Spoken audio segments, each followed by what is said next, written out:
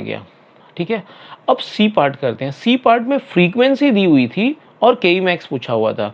तो अब हम लोग फॉर्मूला यूज़ करेंगे, K E max is equal to H nu minus W zero, और W zero is h C by lambda zero, W zero is h C by lambda zero. तो h common लेके ये situation पे पहुंच गया मैं। अब मुझे कुछ करना नहीं है, बस सब्सटीट्यूट करो और सॉल्व करो। तो मैं सब्सटीट्यूट कर दे रहा हूँ। अब देखो क्या करेंगे हम लोग। अब ये पार्ट है ना, ये पार्ट अपने आप में ही डिफिकल्ट है कैलकुलेट करना, 3/2.76।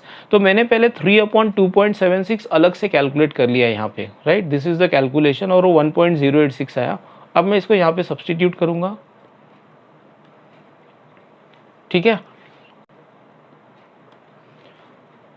तो ये मल्टीप्लाई करके ये सिचुएशन पे पहुंचा, और अब फिर मुझे एक बार लॉग यूज़ करना पड़ेगा, राइट।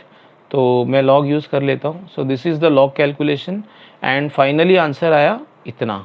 और अब इसको मैं इलेक्ट्रॉन वोल्ट में भी कन्वर्ट कर लेता हूँ, तो डिवाइड किया तो ये आंसर आया, correct. So this is how you solve the problem. मैंने आपको बोला था कि इस चैप्टर में कैलकुलेशंस बहुत ही डिफ़िकल्ट होते हैं, मतलब काफ़ी टाइम कंज्यूम, डिफ़िकल्ट नहीं होते, टाइम कंज्यूम। जो बच्चे को आता है उसके लिए क्या डिफ़िकल्ट है, राइट, टाइम कंज्यूमिंग होते हैं, करेक्ट। हाँ, इसलिए ये क्वेश्चंस को अवॉइड करना चाहिए from the time point of view, okay. अगर इसके बदले में आपको कोई और कोई क्वेश्चन मिला जो किसी और चैप्टर से हो, तो आप उसको अटेम्प्ट करना, क्योंकि इसके कैलकुलेशंस ऑफ कोर्स टफ होंगे। तो dual nature of matter and radiation और atom molecules and atoms and nuclei, ये दो चैप्टर के क्वेश्चंस डेफिनेटली कैलकुलेशन वाइज बहुत टफ होते हैं। अब हम अगला सम करते हैं। Photo current recorded in the micro ammeter in an experimental setup of photoelectric effect vanishes when the retarding potential is more than 0.8 volt if the wavelength of the incident light is 4950। देखो, मतलब ये वो potential difference है जहाँ पे current zero हो जाता है, तो ऑफकोर्स ये स्टॉपिंग पोटेंशियल है, और वेवलेंथ ये दिया हुआ है। If the source of the incident radiation is changed, the stopping potential turns out to be 1.2। Source को चेंज कर दिया, मतलब शायद वेवलेंथ वगैरह चेंज हो गया होगा, राइट। तो सोर्स को ही चेंज कर दिया, तो स्टॉपिंग पोटेंशियल अब 1.2 वोल्ट है। क्वेश्चन पूछा है find the work function of the metal and the wavelength of the second source. मतलब हमको एक बार स्टॉपिंग पोटेंशियल दिया हुआ है और वेवलेंथ दिया हुआ है, अगली बार क्या किया हुआ है, सोर्स को चेंज कर दिया, तो डेफिनेटली वेवलेंथ ऑफ लाइट भी चेंज हो गई होगी, और स्टॉपिंग पोटेंशियल अब आया 1.2 वोल्ट। तो पूछा हुआ है कि उस नए वाले सोर्स का वेवलेंथ कितना है, और what is the work function of the metal and let's solve wavelength of the second source. तो स्टार्ट करते हैं। So I write on the data first. This is the data. Stopping potential दिया हुआ है, wavelength दिया हुआ है, stopping potential second case में दिया हुआ है, और वेवलेंथ सेकेंड सोर्स का पूछा हुआ है, और वर्क फंक्शन पूछा हुआ है। देखो हम लोग फॉर्मूला क्या यूज़ करेंगे, K E max is equal to H C by lambda minus W naught, और के ई मैक्स को मैं लिखूंगा ई वी एस। तो मैं बता देता हूँ, फॉर्मूला है K E max is equal to H C by lambda minus W naught, और के ई मैक्स को मैं लिख सकता हूँ ई वी एस। अब क्योंकि दो बार मुझे ये फॉर्मूला यूज़ करना है, इसलिए केस वन को मैं V S one lambda one ऐसे लिखूंगा, और केस टू में V S two lambda two. W naught same होगा because the metal is the same.